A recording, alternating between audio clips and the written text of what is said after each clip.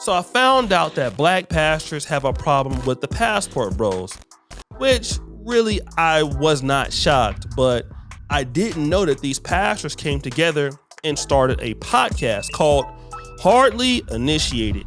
And on this particular podcast, there are two guys, Tim Ross, Jeremy Anderson. And when you look at these guys, they don't look like pastors at all. These guys look like something else. I won't even get into the detail, but if you can read my mind, you can pretty much get where I'm trying to go. They don't look like it, but I'm not saying that that's what they are. They could be men of God if they want. They men of something. But I want you to hear their excuses for why passport bros are chumps. Let's check it out. Absolutely. But yeah, for sure. Hold on, wait. I want to ask about that. What's your thoughts about that movement?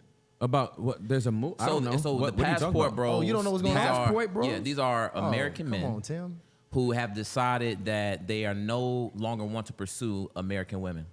So what they're doing is they're getting passports. Some of these guys never have passports. Getting passports. They are traveling to Thailand, Colombia, Brazil, some of these other countries, and they're going out there looking for wives. Okay. So that's the movement. In an the attempt to passport find women who are more submissive. Yeah. They're lazy. Oh, bruh, and lame. They're lazy. Let's see this pastor who's trying to have his best Spike Lee impression of do the right thing. Like, put Spike Lee up next to this guy. He's really trying his hardest, right? And failing. But let's look at the reason that he's given for them being lazy. Yo, Q. Cancel that trip. Make sure the audio is working on this one. I'm standing by what I said. Bruh. You're lazy. Bruh.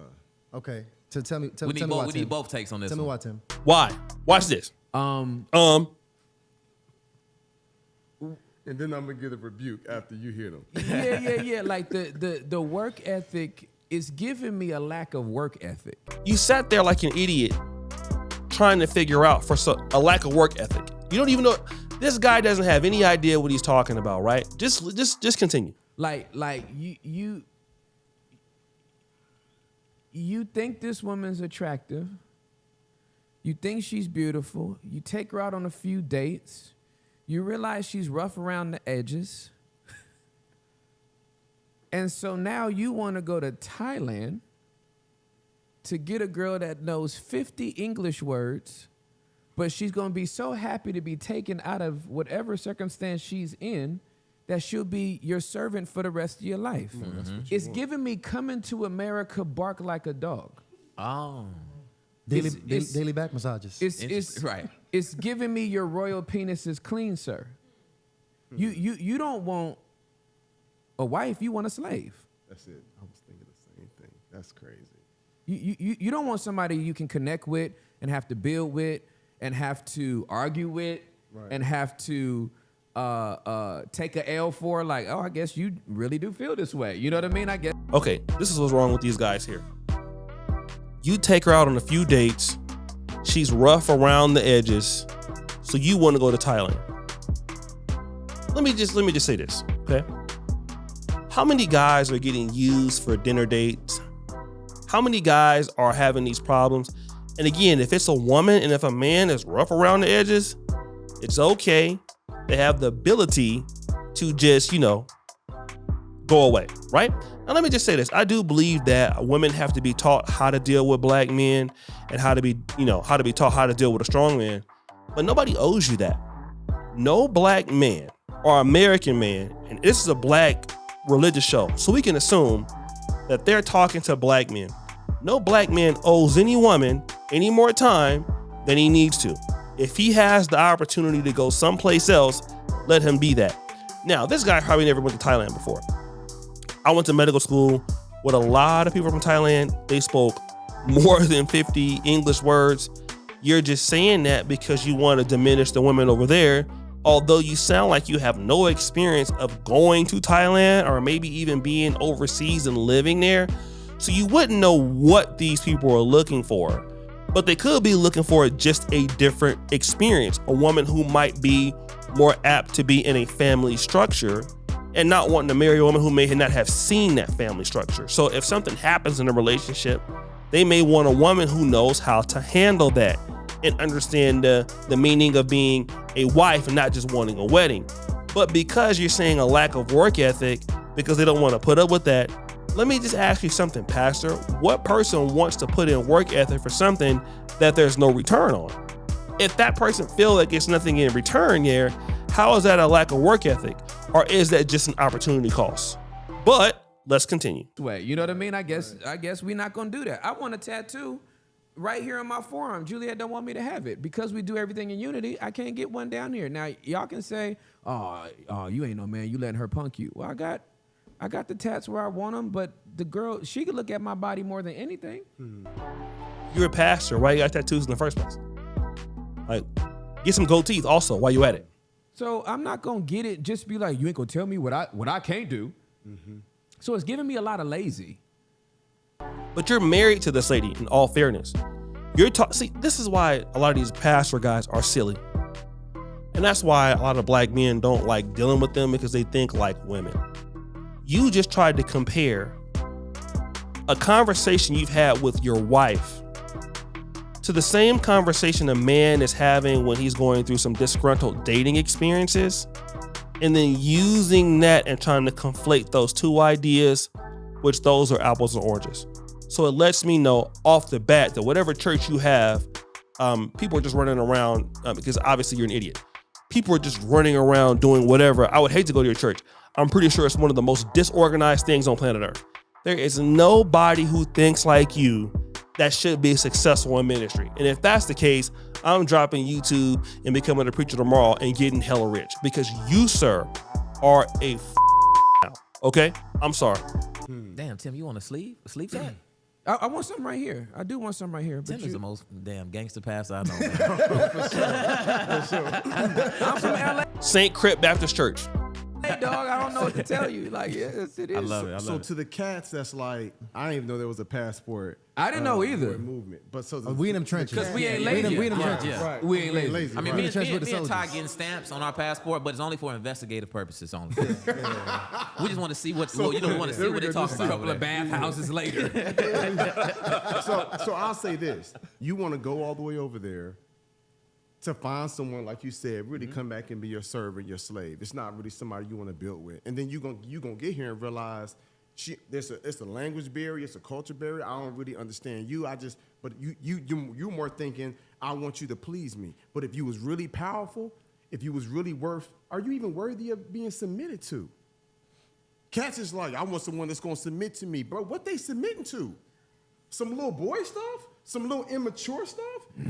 You want her to submit to you? What does that even mean, bro? Are you about to lead her? Man, my wife don't trust me. Are you trustworthy? Bro, when I quit my job to go full-time into speaking and ministry, my wife was like, I'm quitting my job too.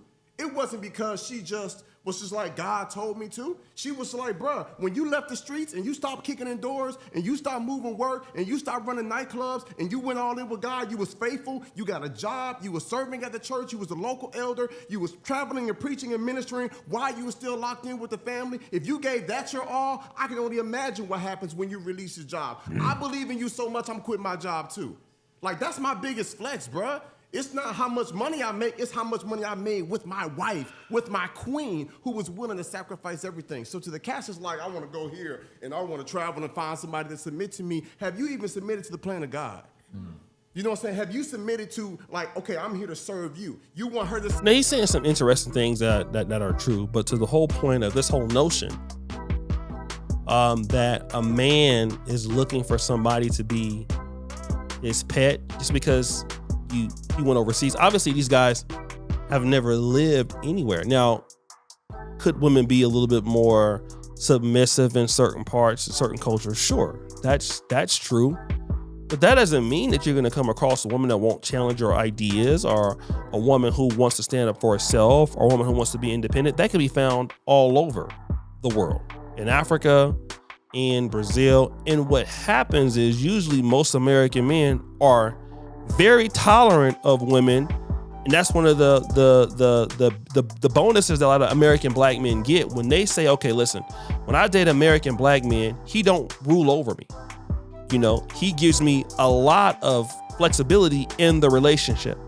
You know, more so than my own men. So that whole notion that, you know, black men are looking for somebody to just be worshiping them or whatever, I don't believe that's true, because from what I've heard from a lot of women, when they deal with American women, men, they get a lot of freedom. And again, also a lot of American black men have been raised by black women. So we don't really have that, you know, that urge to want to dominate over a woman, because that's not how we were brought up. But again, he's saying some interesting things about, you know, are you the man that you need to be submitting to and all that stuff. That's true. But let me get back to what he's talking about. You want her to submit? Are you willing to serve? Bro, I serve my wife. Bro, my wife spoiled rotten. Got cavities all on her heart, bro. You know what I'm saying? Like, you went to Italy, you love it. All right, we gonna go back. You went with your girls. I'm jealous, doggone it. I want to see that smile on your face. Like, I spoiled my queen because she gave me my children. She believed in me when ain't nobody believed in me. You know what I'm saying? So I just feel for the cast, it's like, I want to find somebody to submit. What are they submitting to? And what type of man do you have to be for them to even be willing to submit to you? And so I feel the same. I feel like it's lazy. They just want. But see, you sound silly though. I'm gonna tell you why. Everybody gets opportunities in other places. Okay? Let me just say this. If an American goes to Nigeria and he starts up a successful business and he becomes a billionaire, and I know this is not equal, but it's similar, can you say, well, you're lazy since you didn't do it in the United States? No, you don't say that, right? There are many people in America that are interracially dating, that intercultural date. Guys do it in the military, have been doing it for a long time. They're stationed in Germany, marry a German woman, whatever. And they find where their opportunity is. That doesn't make them lazy, because relationships are still very difficult no matter where you go. So again, these guys are saying this. I believe the motivation for them to say this is because they're probably pastors. It seems like hood, ghetto, dusty, like, you know, I don't know, damn near like, you know, Pyru and Crip kind of pastors, somewhat like that. Like these guys, I mean, I don't like these kind of new age guys, right? In the pulpit, but even if they have a pulpit. So these guys have probably a large female audience. So their sisters who are paying ties to them probably ain't got no man. So these black men who should be, you know, putting up with these particular ladies, and they're not doing so, who are probably single moms, many of them, they're weak because you don't want to do that, all right? And that's silly. Anywhere there's opportunities that you can get it, and you can get a better opportunity, if you feel like it's there, who can knock you for trying? Now again, I'm a pro-black. I prefer brothers do it within the black diaspora, but if you don't, it's no business of mine. They just want someone that can be their servant, their slave, but not someone they can really love and love them back and build with. That's right. Passport Bros, you got 24 hours to respond. right. Because the shots have been fired. Yeah, they have. The shots and let me say this, have been fired. Tim, bro, I live in Atlanta. Bro, there are beautiful, attractive women everywhere that speak English. It's true. Come from different countries, but they're American or whatever, that will submit. Are you handling your business? Here's the reality. I'm speaking directly to the Passport boys. No disrespect, but I'm just going to keep it 1,000 with He you. called you boys. It's bros. Bros, whatever. My bad. Passport kids. Passport, these passport toddlers, they getting shorter every round. God. to the past. And that pastor seemed very zesty, bro. I don't even, bro. They getting shorter every round. Dog. You in Atlanta too? Both of y'all, probably? It's not sounding good. For bros, my brothers, listen. If you really want to find somebody to submit, if you really that nice, if you really worthy of being somebody submitting to, like they in the States.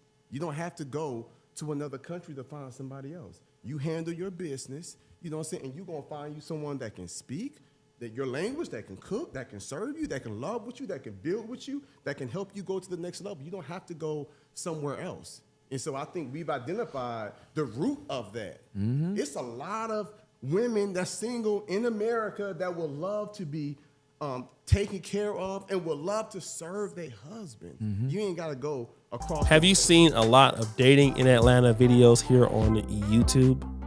There are many. I do them all of the time. And I'm not, begrudging what you're talking about, because obviously being a real man and meeting some women is possible. And I think that passport bros feel like, hey, even in America, there's somebody you could probably marry. The reality is that if you keep seeing similar things a lot, some guys sort of give up on the dating market. So yeah, they're probably more apt to go someplace else. And I don't think that's weak, because, you know, if it's weak, then they would just give up altogether. They're not even giving up on black women. Some guys are just saying, listen, you know, this might be a little bit better for me. Let me check this out. And I think that's what they're doing. But I think a lot of what these guys are doing, and they do make some decent points, like, hey, if you're that nice, a woman can submit to you anywhere and all that. That could be true. I'm not, you know, be begrudging it also. But, you know, new environments bring out new changes. And what these guys are trying to do is to relegate these women from other countries as pretty much servants, can't speak English, can't bond with a man and all of that. And not understanding that women are typically women anyway, for the most part. But yeah, I have a buddy of mine who's married to a Uganda woman. He's an African American, and he was saying that, hey, you know, he didn't think that if he stayed in the United States, he would actually be interested in getting married. He wasn't coming to Uganda to marry anybody, but that's something that happened. It was just because it was just better for his personality, and he loves what he's doing, and all of that. And I think that's great. So a lot of this stuff is just, you know, with no evidence. These guys are talking crazy because they have women in their church, most likely, and they've never been in these places talking about, just to keep these guys down. But guys, what do you think? It's your boy Shay Duke Jackson, back at it again with another episode of Fair Use. I'm out.